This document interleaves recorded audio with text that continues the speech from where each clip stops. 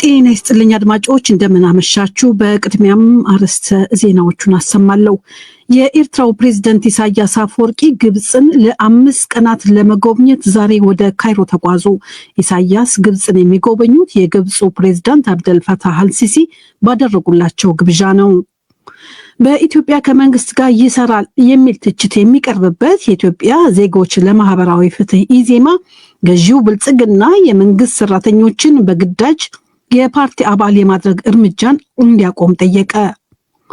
የተባበሩት መንግስታት ድርጅት በሱዳን ዳርፉር የምትገኘውን አልፋሽር ከተማን ለመያዝ በተካሄደው ጥቃት በከተማዋ የሕክምና በሚሰጠው ብቸኛ ሆስፒታል ውስጥ 460 ሰዎች በሱዳን ፈጥኖ ደራሽ ጦር መገደላቸውን በጥብቅ አወገዘ።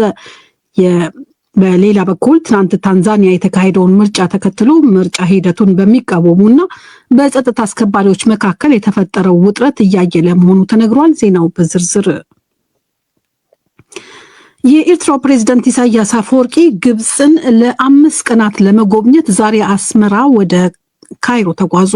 የኤርትራው ፕሬዝዳንት ሚኒስትር የማነ ገብረ መስቀል በኤክስ ገጻቸው ዛሬ እንደዘገቡት ፕሬዝዳንት ኢሳያስ ግብጽን የሚጎበኙት የግብጹ ፕሬዝዳንት አብደል ፈታህ አልሲሲ ባደረጉላቸው ግብዣ ነው።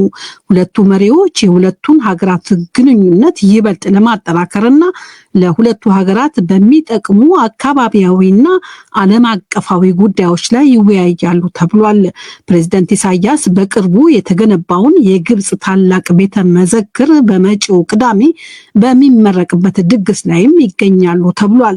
የሁለቱ ሀገራት መሪዎች በጋራና አካባቢያዊ ጉዳዮች ላይ ይነጋገራሉ የተባለው ሁለቱ መንግስታት ይሳተፉበታል የሚባለው የሱዳን ጦርነት በናረበት በአሁኑ ወቅት መሆኑ ነው። በግብጽ በኤርትራና በሌሎችም የአካባቢው ሀገራት ይደገፋል የሚባለው የሱዳን መከላከያ ኃይል በተባበሩት አረብ ኤሚሬቶች ይደገፋል በሚባለው በሱዳን ፈጥኖ ደራሽ ጦር RSF ባለፈው ሳምንት ማብቂያ ዳርፉር ውስጥ ሽንፈት ገጥሞታል። ከዚህ በተጨማሪም ሁለቱ መሪዎች የሚወያዩት ኢትዮጵያ በህዳሴ ግድብ ሰበብ ከግብጽ በወደብ ጉዳይ ደግሞ ከኤርትራ ጋር የገጠመችው እሰጥ አገባ ባየለበት ወቅት መሆኑ ነው።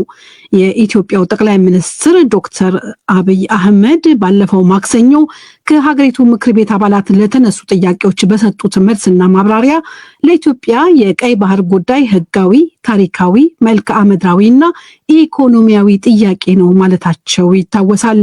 ባለፈው መጋቢት የግብጽ ውጭ ጉዳይ ሚኒስትር በድር አብደላታይ ከፕሬዝዳንት አብደል ፈታህ አልሲሲ የተላከ መልእክትን ለፕሬዝዳንት ኢሳያስ አፈወርቂ ለማድረስ አስመራ ጎብኝተው እንደነበር ይታወቃል።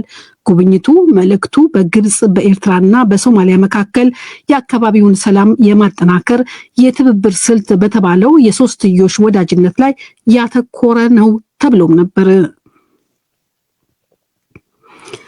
በኢትዮጵያ ከመንግስት ጋር ይሰራል የሚል ትችት የሚቀርብበት የኢትዮጵያ ዜጎች ለማህበራዊ ፍትህ ኢዜማ ፓርቲ ገዢው ብልጽግና የመንግስት ሰራተኞችን በግዳጅ የፓርቲ አባል የማድረግ እርምጃን እንዲያቆም ጠየቀ። እንደ ኢዜማ የብልጽግና የፓርቲ አባልነት መልመላ ነፃና ፍትሃዊ የፖለቲካ ውድድርን የሚያጠብና ዜጎችን ስጋት ላይ የሚጥል ነው። ኢዜማ እንዳስታወቀው ከሆነ የገዢው ብልጽግና እርምጃ የዜጎችን በነፃ የመደራጀት መብት የሚገፍ ነው። የኢዜማ ፓርቲ መሪ አርክቴክት ዮሐንስ መኮንን ለዶይቼ ቬለ እንደገለጹት ዜጎች ባመኑበት የፖለቲካ አስተሳሰብ በነፃ የመደራጀት መብት አላቸው። ዜጎችን በእጅግ አስገዳጅ በሆነ መንገድ እየመለመሉ የፓርቲው አባላት እንዲሆኑ እንደገና ደግሞ ለፓርቲው መዋጮ እንዲያዋጡ ማስገደድ ከዛም አልፎ ለሹመት፣ ለተለያዩ ኃላፊነት፣ ለእድገት ብቃታቸው በትምህርት ዝግጅታቸውና በስራ ልምዳቸው ሳይሆን ለፓርቲው ባላቸው ታማኝነት፣ ወገንተኝነት የተያያዙ ጉዳዮች ዜጎችን ስጋት ላይ እየጣለ የዜጎችንም በነፃ መደራጀት መብት የሚጋፋ በመሆኑ ይህንን የተቃወም ነው። በያዝነው ሳምንት የኢትዮጵያ ዜጎች ለማህበራዊ ፍትህ ኢዜማ ብልጽግና የመንግስት ሰራተኞችን በግዴታ የብልጽግና ፓርቲ አባል የማድረግ ተግባር በአስቸኳይ ይቁም ሲል መግለጫ ማውጣቱ ይታወቃል። ዜና መጽሔት ሰፋ ያለ ዝርዝር ዘገባን ይዟል። የተባበሩት መንግስታት ድርጅት በሱዳን ዳርፉር የምትገኘውን አልፋሽር ከተማን ለመያዝ በተካሄደው ጥቃት በከተማዋ ሕክምና በሚሰጠው ብቸኛ ሆስፒታል ውስጥ 460 ሰዎች በሱዳን ፈጥኖ ደራሽ ጦር መገደላቸውን ዛሬ በጥብቅ አወገዘ። የመንግስታቱ ድርጅት ዋና ጸሐፊ አንቶኒዮ ጉተረሽ ወታደራዊ ጥቃት አካባቢ ላይ በአስቸኳይ እንዲቆም ሲሉ ጥሪ አቅርበዋል። በሌላ በኩል የአውሮፓ ህብረት በሰሜን ሱዳን ዳርፉር አልፋሽር ከተማን በጭካኔ እርምጃ የተቆጣጠረውን የሱዳን ፈጥኖ ደራሽ ጦር አርኤስኤፍን በማውገዝ ያወጣውን መግለጫ ከጠበቀው በታች አነስተኛ ሲሉ በአውሮፓ ህብረት የሱዳን አምባሳደር ተቃወሙ። በአውሮፓ ህብረት የሱዳን አምባሳደር አልደልባጊ ካቤር ዛሬ ብረስልስ ላይ በሰጡት ጋዜጣዊ መግለጫ የአውሮፓ ህብረትና ሰፊው ዓለም አቀፍ ማህበረሰብ በሱዳን ፈጥኖ ደራሽ ጦር አርኤስኤፍ ኃይሎችና በውጪ በሚገኙ ደጋፊዎች ላይ ጠንካራ እርምጃ እንዲወስዱ አሳስበዋል።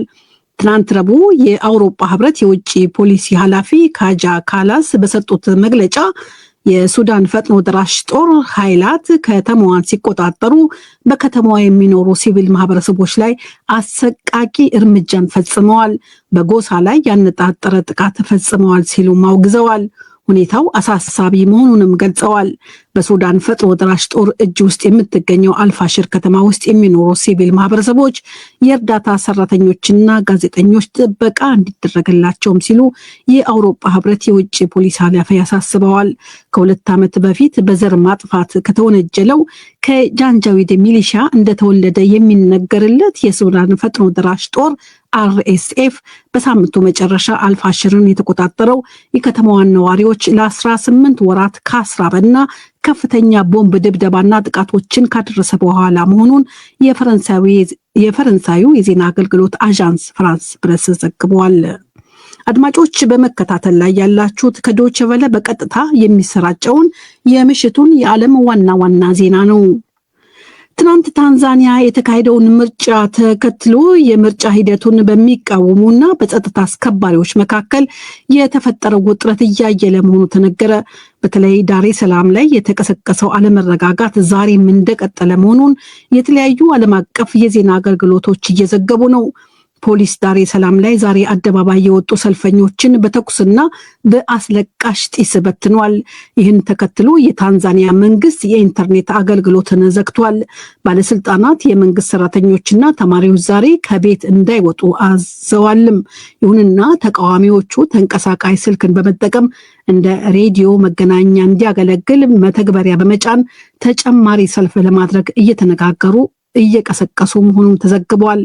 በስልጣን ላይ ያሉት ፕሬዝዳንት ሳሚ ሱሉ ሐሰንን ይፎካከራሉ ተብሎ የሚገመቱ የሁለት ተቃዋሚ ፓርቲ እጩዎች በምርጫው እንዳይሳተፉ መታገዳቸውን የሚቃወሙ ወጣቶች ትናንት በተለያዩ ከተሞች አደባባይ ወጥተው የነዳጅ ማደያዎችን፣ የገዢውን ፓርቲ ጽህፈት ቤቶችና መስሪያ ቤቶችን ሰባብረዋል።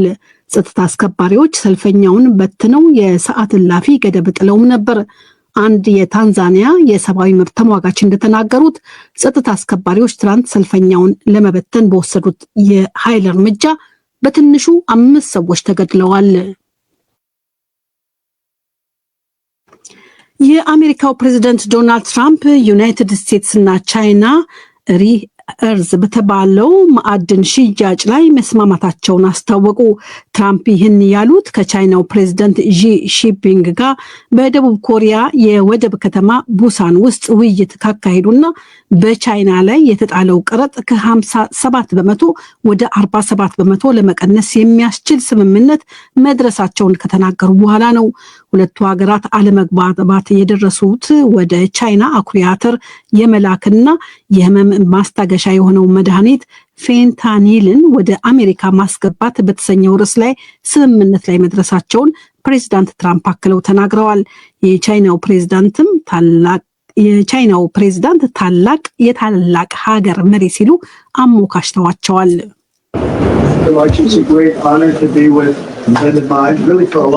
ከረዥም ጊዜ ጓደኛዬ ከቻይናው ፕሬዚዳንት ጋር መሆን በእውነቱ ከፍተኛ ክብር ነው። በጣም የተከበሩ የቻይና ፕሬዚዳንት ናቸው። ውይይቶቻችንን እንቀጥላለን። በብዙ ጉዳዮች ላይ ተስማምተናል። በቅርብ ጊዜ ውስጥ ተጨማሪ ስምምነቶች ሊኖሩ ይችላሉ። ፕሬዚዳንት ዢ የታላቅ ሀገር ታላቅና ልዩ መሪ ናቸው። እናም ግንኙነታችን ለብዙ ዓመታት ጠንካራ ሆኖ እንደሚቀጥል እርግጠኛ ነኝ።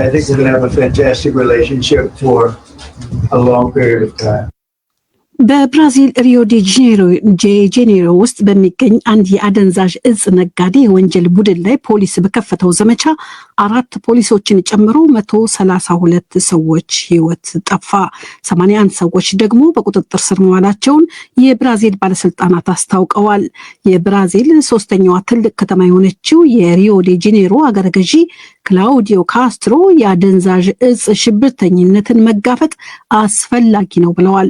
በከተማዋ ዳርቻ ላይ በሚገኘው በሪዮ ዓለም አቀፍ አውሮፕላን ማረፊያ አካባቢ በሚገኙና በርካታ ሕዝብና ደህንነት በሚታይባቸው 2 የከተማዋ ክፍሎች 2500 የጸጥታ አስከባሪዎች መሰማራታቸውን የከተማዋ አገረ ገዢ አክለው ተናግረዋል።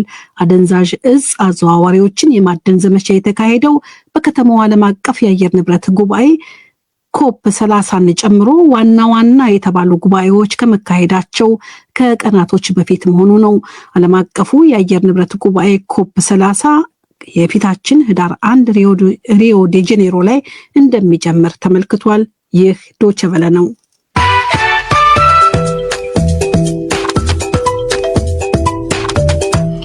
ከዶቼ ቬለ ምሽቱን የዓለም ዋና ዜናዎች ለማብቃት ርዕሰ ዜናዎቹን በድጋሚ ነው።